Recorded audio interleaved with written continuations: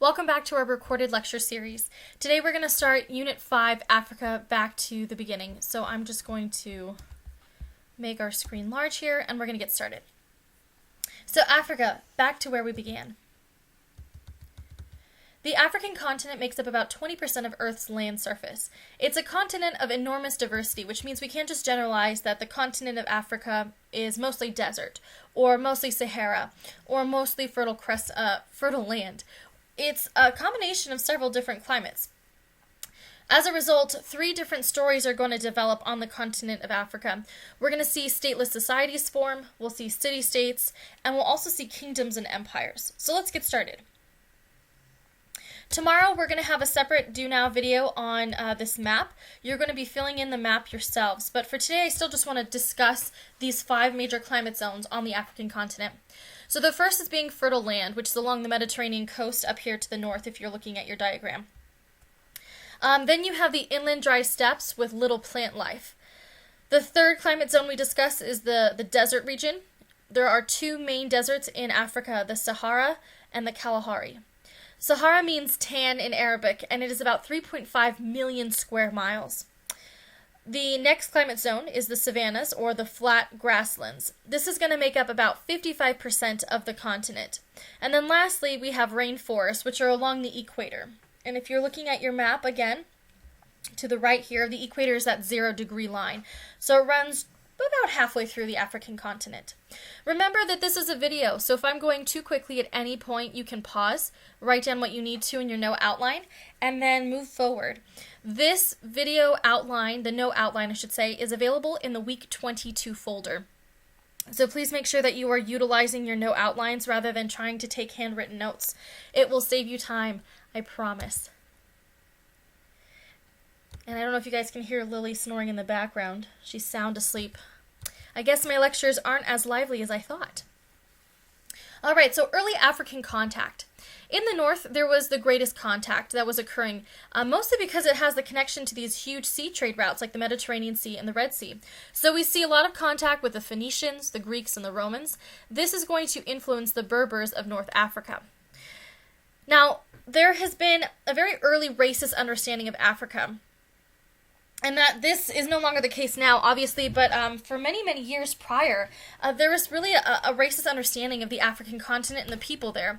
So one of the questions was, is Egypt part of the Mediterranean world or Africa? And so we have this Hamitic thesis, which meant basically the explanation was there's no way Africans could have created such a great architecture. It must have been from Caucasians who settled in Africa in the distant past. This is where we get that racist understanding of history. That is not the case. So, for example, the Ethiopians in Greek were referred to as people with burnt faces. This is a racist approach to civilizations. Obviously, we don't subscribe to these. We don't support these. But this is a thesis nonetheless. Egypt was not conquered by white people.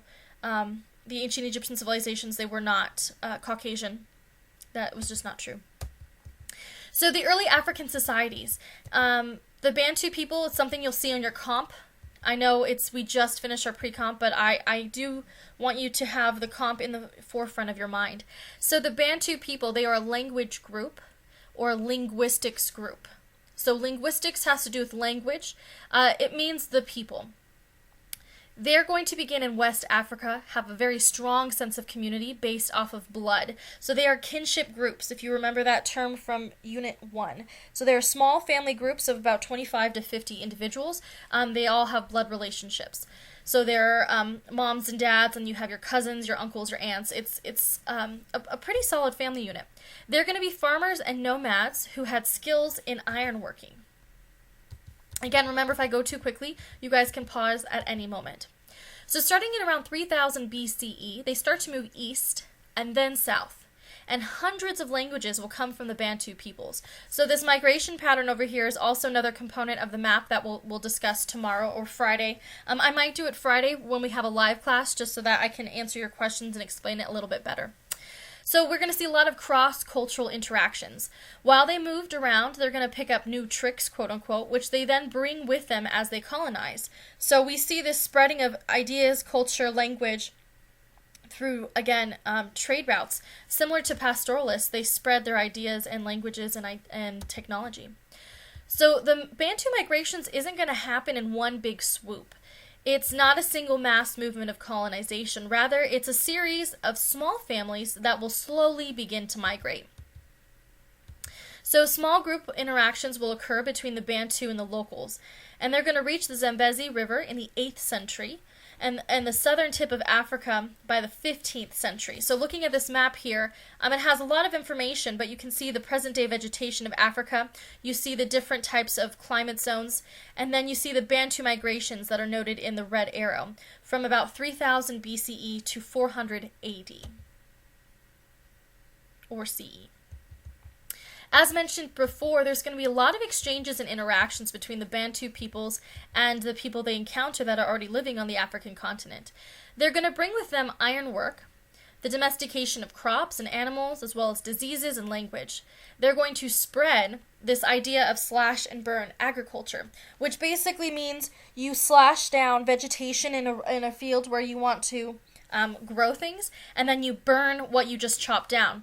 So what happens is the fire obviously incinerates everything in its path, but then the ground absorbs those nutrients from those burned plants, and then it essentially acts as like a fertilizer, and it also helps to clear the land. This, unfortunately, though, will lead to the burning down of rainforest to clear land for farming, which is still an issue today. This is deforestation.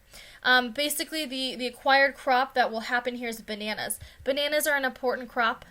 Salt is an important crop in Africa, and we'll discuss those when we talk about trade routes much more. So again, the pattern of the Bantu migrations, they go from the east,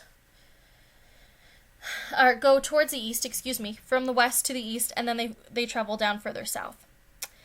So this would be if we're doing our live mapping, which we'll work on either tomorrow, or the more I think about it, the more I'm leaning towards Friday. So the Bantu exchanges and interactions, again, we are summarizing what we just discussed. They are going to exchange and interact with peoples, sharing ideas and technology for agriculture, iron, language, diseases. They're going to adopt grains in East Africa and sheep and cattle, and then they're going to spread that as they migrate. They're also going to acquire and spread crops from outside of Africa, specifically bananas. So there were some advantages. So their numbers were actually, they're in kinship groups, so 25 to 50 people. Agriculture is going to support more people, which allows them to grow and to expand. Disease is going to obviously occur, so the Bantu people will bring with them new diseases to people with very little immunity.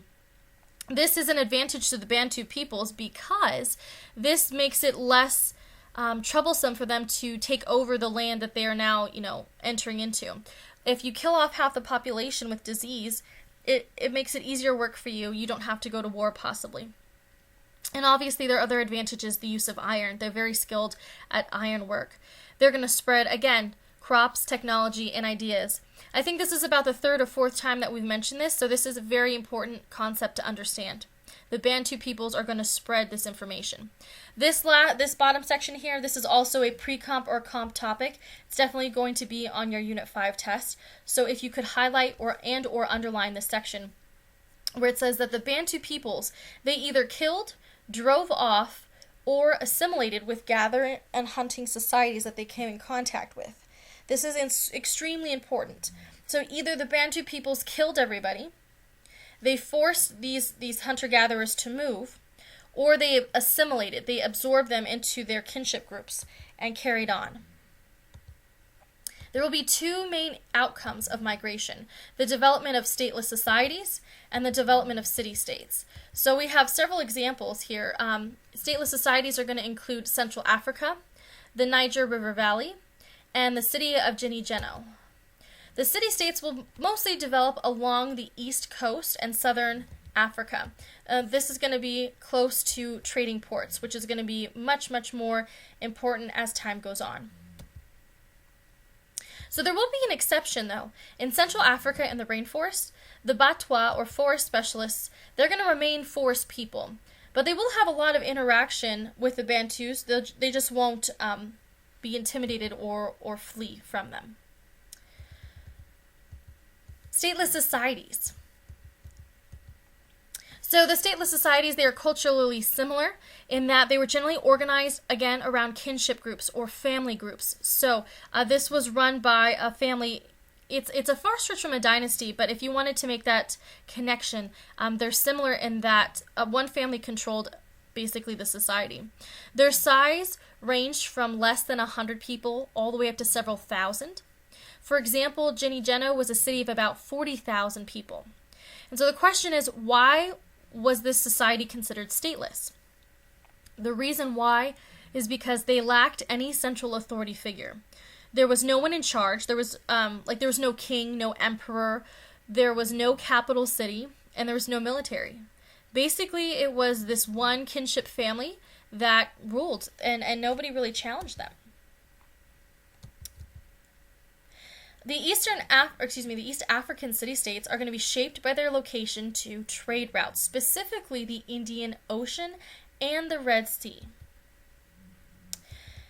So they're going to trade items in and out of Africa.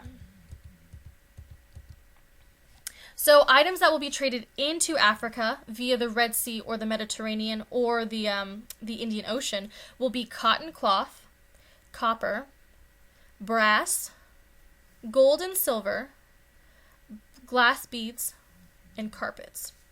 And we're talking gold and silver plates. Out of Africa, goods that will be traded will be spices such as cinnamon, myrrh, and frankincense. There's going to be a heavy traffic of slaves being exported out of Africa. Rhinoceros horns, tortoise shells, and animal skins. Now, rhinoceros horns are still something that is traded, although illegally nowadays. That's why the animals are on the endangered species list. But we won't get into that. So we're going to finish up with Swahili for today. And then we'll continue on tomorrow for the second portion of this video. So Swahili was this great commercial empire. It's basically a combination of cities becoming cultural and political centers. And again, this is along trade routes. So these are the Swahili city-states. African goods will meet the global aristocratic demand for luxury items. So Africa has a lot of items that people can't get in other parts of the world. And so they will fetch a very, very, very wealthy price. In class, what we would normally do is we would learn how to introduce ourselves in Swahili. So since we're not in a live setting, I'm going to share the YouTube link with you. It's actually really fun. It's something I look forward to doing every year. But basically, in the video, she'll explain it bit by bit how to formally and informally introduce yourself in Swahili.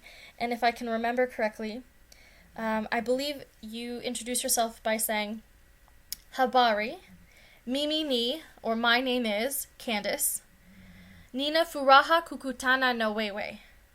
And I'll let you guys figure out what that is. It's so much fun though. So if you have time, I want you to check out the video, learn how to introduce yourself in Swahili. I might have an extra credit opportunity where you can record yourself introducing yourself in Swahili, and I'll award some extra credit points. So keep an eye out for that on Friday. The Swahili people, their language is a mix between Bantu and Arabic. They are merchants, farmers, and mostly fishermen because, again, they live along the sea routes, or the sea coast, the trade routes. Some will slowly convert to Islam, and the cities are going to basically become a melting pot of culture. You'll have people from all over the world coming into these ports to purchase these goods and services. So you have people from Asia, Arabia, Africa, and different Islamic states that all come together. And so these city-states will be a combination of these different cultures. And so we're going to stop here at Great Zimbabwe. We'll continue on with that tomorrow. But remember, this is a video. If at any point I went too quickly, you guys can pause, go back, rewatch what you need to. We'll have another recorded lecture tomorrow where we'll finish up this no outline, starting with Great Zimbabwe. And keep an eye out for that link on how to learn Swahili, how to introduce yourself. Thanks for watching, guys. Have a great day, and hopefully see you soon.